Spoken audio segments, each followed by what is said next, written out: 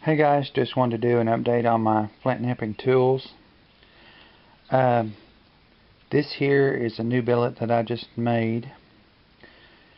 If you'll notice, this end right here, even though it's very small, this end right here is solid copper. It used to be mounted to this big rod here and to this handle.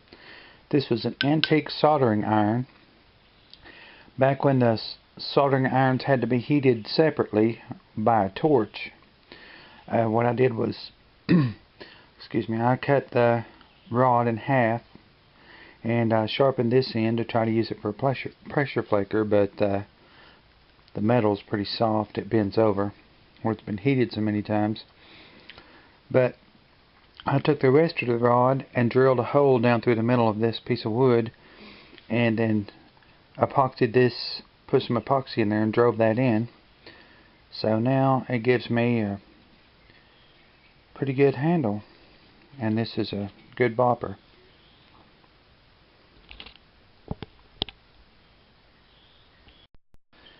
Here's another tool I made for notching. This is the same style that Roy Miller uses on Roy Miller Flint Ridge. This is made of bone, and if you'll notice, it has a copper insert in the end, but what you can't see is it has metal inserts inside the bone, and I have screws on each side that hold the copper, and it also has a steel insert running the length of the bone that holds the copper steady so it doesn't wiggle around when you're pressure flaking with it.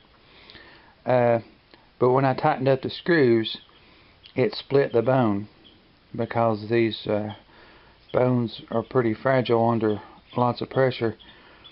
So what I had to do was wrap it with I used a lot of string to wrap around here to give it some reinforcement, so then when I tighten the screws it can't split.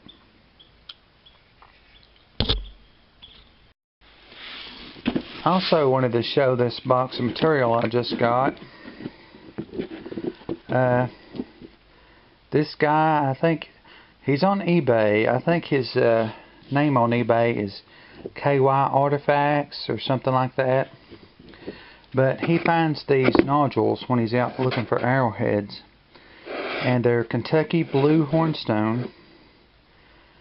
And I've used hornstone before, but I've never used any that he's found. They look like pretty good pieces. So some of them look like they got some chalk in them. I'll just have to try one out and see what it does. I may go ahead and take a couple of whacks at one of these.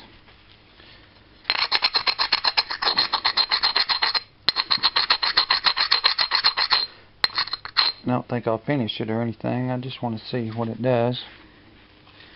Try this bopper out.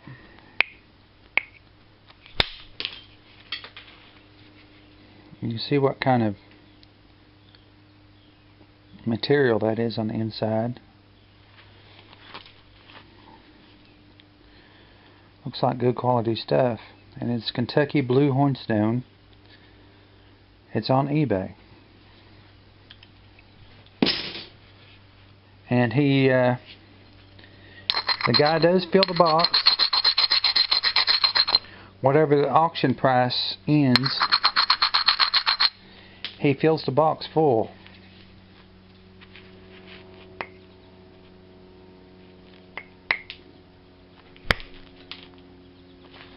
And just nip that one.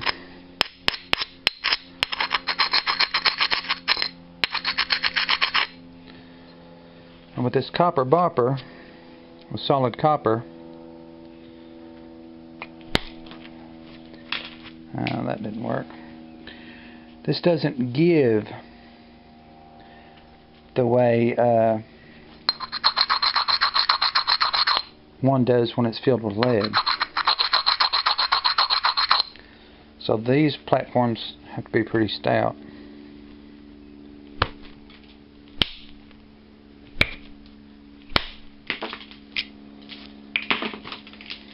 Okay.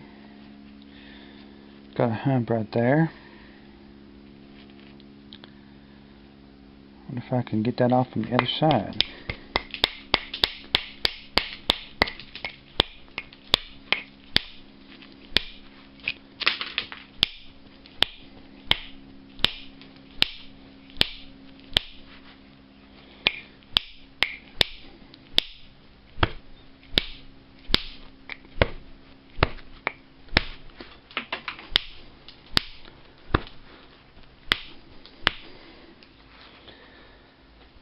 See if I can get that low enough to get some of that off.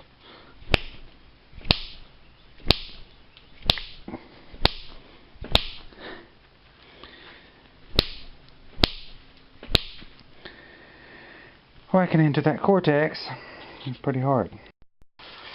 Here's another one of my Hobbit tools I modified.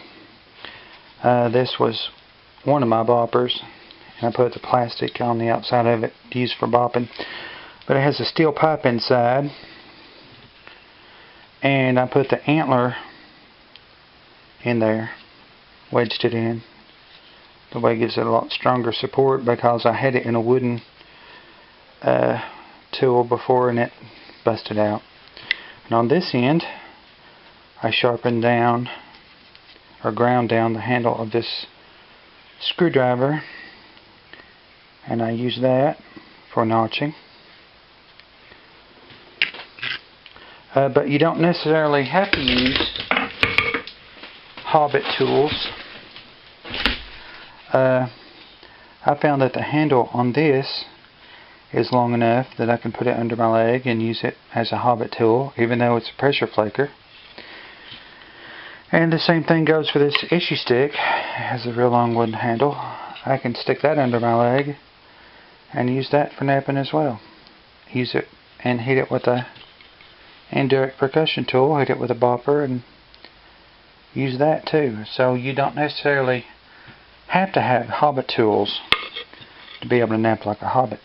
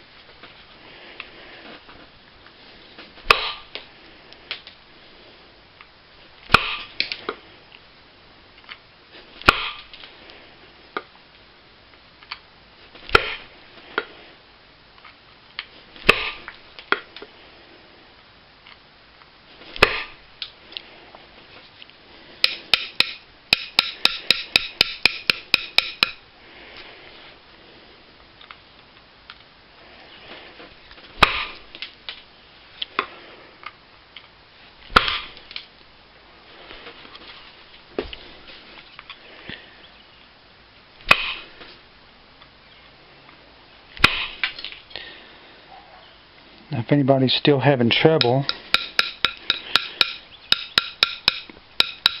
keeping the tools from falling down while you're napping,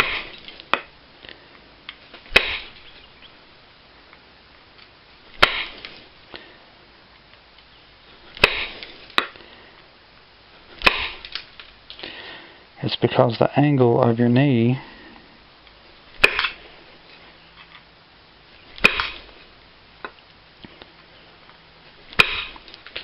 basically your knee's not bent enough to hold it if it's falling out.